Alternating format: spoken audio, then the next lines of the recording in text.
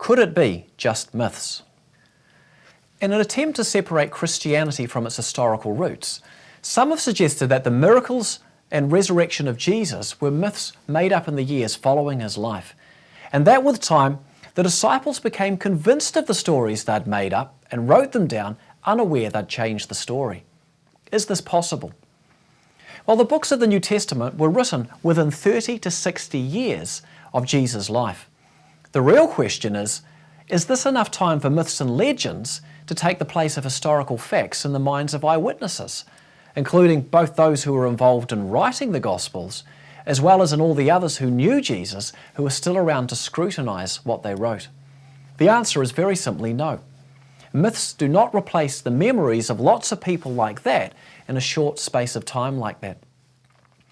New Testament scholar Craig L. Blomberg explains how myths develop, illustrating from the biographies of Alexander the Great.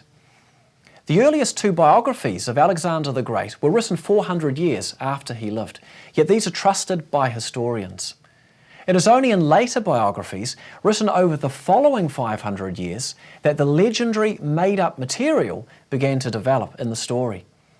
In other words, it is known in literature that it takes hundreds of years and many generations for historical details to be wiped away with legendary made-up stories emerging in place of the facts. The significance of this for the New Testament books is clear, because we're not talking about a 400 or 900 year time gap before they were written, with stories passed on.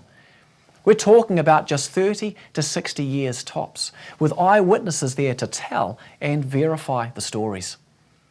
The New Testament books were written so early on that it can only be concluded that the authors of the New Testament books wrote what they wrote because it is what they believed they saw.